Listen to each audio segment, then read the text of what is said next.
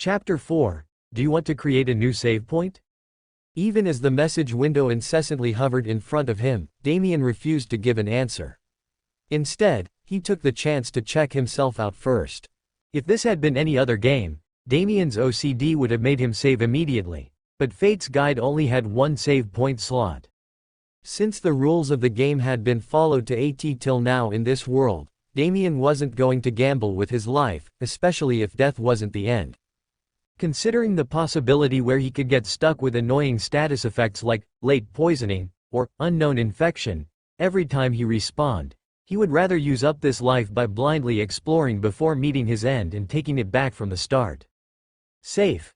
Thankfully, Damien had managed to avoid any unfortunate situations since he handled the goblin as fast as he could. Following that, Damien stared at the entrance that the goblin came through for a whole minute. It was only then that he put away the knife and answered the repeating question. Save. Save point has been created. Main save point has been replaced. I knew it. The reason Damien had waited was very simple. There was no guarantee that the goblin was the only monster that made its way to this cave.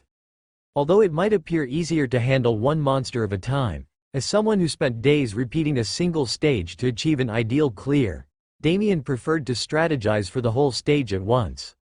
That way, he could effectively utilize the time and resources he had to deal with all encounters with some leeway left. After all, hidden stages were plenty in Fate's Guide. Anyhow, it seemed like this still counted as a tutorial stage with only one battle encounter, so Damien could finally take a breath after creating a better save point. Once the adrenaline stopped pumping, Damien's shaky stance collapsed as he fell flat on his back. He had to freeze all of his emotions and deal with this as a game in order to escape that horrifying loop, but it all felt wrong. Is that all it takes to treat death as nothing? The emotional shock from his first death was enough to kill Damien a second time. His second death was confusing, nonetheless. Once the count went past 10, it all felt lighter than paper. Just a minute ago, he was contemplating trading one more life to get a better start. Yet the current Damien was having trouble accepting all of this. I have played this game for far too long. How this came to be wasn't a hard question to answer. It was precisely because over half of Damien's adult life was spent playing Fate's Guide that his mind readily accepted its rules as the new common sense. At this point, the plot armor system's requirements were becoming clearer and clearer. Are you okay? Amid his self-discovery, the armored ghost floated next to him with apparent pity in her eyes. Somehow, this told Damien a very important detail. Did you see it all happen? Yes. In this realistic patch of Fate's Guide, it seems like he didn't just get to converse with the characters he controlled, they also accompanied him in every timeline possible. I saw my body fall to death over and over and over. I thought I would be stuck here forever, but having been ejected out of her body at the most miserable moment of her life, Iris Platina didn't know what to do aside from breaking into a panic. To make things worse, her body started moving on its own not too long after. At first, Iris wondered if this was a plot to steal her body, until she quickly remembered how useless both her and her body were.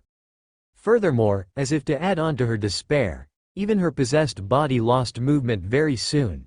It had met a very unfortunate death, spurting enough blood from its neck to cover her entire torso. Rest in peace, me. Originally, this should have meant that she had nowhere to return to, destined to wander this labyrinth as a ghost. But just like a broken clockwork, everything went back the way it was. If only to repeat the same harrowing process again and yet again. Is this my punishment for living this long? When she just fell into the damned place, Iris complained how unfair the world was. Hadn't she suffered enough? However, now that she was being exposed to such unique mental torture, her worldview almost completely broke apart. Was this her punishment for being born? It must have been. Iris was always told that even the hard bread she received was better fed to a bonfire, yet she held on to her mother's will and denied all of that. Now, however, it felt like it was all true. This is the only explanation. Otherwise, what other sin could deserve such torture? Iris was starting to believe that this was the judgment passed upon people who had lived a useless and wasteful life like hers. Being forced to watch their moment of death to the end of all time. However, beyond Iris's expectations, her body didn't repeat the same cycle for long. She wasn't stuck in an unchangeable loop, her body took different actions every time. How? Eventually, the body and the life that Iris had basically gave up on were preserved just like that. At this moment, she could instinctively tell that what was inside her body was far from human, and it had fought her battle for her. Although it could have been just for the sake of maintaining the body that they had obtained, Iris was grateful merely for being spared from the repeating visual horrors. You somehow managed to reverse the situation and survive. I don't know who you are, but for that, I thank you. I don't resent you for taking my body either. Rather than being sad about her status as a ghost, Iris felt somewhat relieved. Maybe if it was the being that could overcome this situation, they could survive this place and change her status as the disgrace of the Platina family. I appreciate the gratitude, but I'm just as confused as you are. Can you perhaps fill in the gaps of how you got separated from your body like this? What did I do before that happened? The details are quite hazy. I believe I was desperately asking for help. There was no one around, but I couldn't think of anything else. Iris would have been embarrassed to share her moment of weakness with someone she didn't know, but all of that didn't matter now. It wasn't like a ghost had to care about the opinion of the living.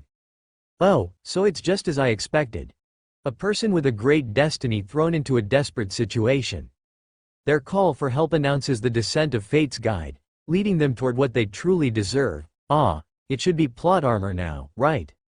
Recalling the excerpt that was always recounted at the start of every level, Damien naturally mouthed it out word by word, unaware of what he had just done. Call for help. Iris's mind suddenly froze as she heard Damien's chant. Hadn't she just accepted that she was lesser than trash? Something deserving of no help nor pity. How was she supposed to react when being told that her calls had been answered? Looking back at the string of events, it was really plausible. Someone had really come to pull her out of the depth of the abyss. Just as Iris' thoughts started to spiral out of control, Damien broke the whirlpool as he directly got to business. Yeah, I'm here to help, so why don't you tell me all about how you fell into this place, Iris? A summary of your life leading to this point would also be appreciated. I'm Damien, by the way. If this was IRL Fate's Guide, then wasn't reading the character setting page the only way to truly start this level?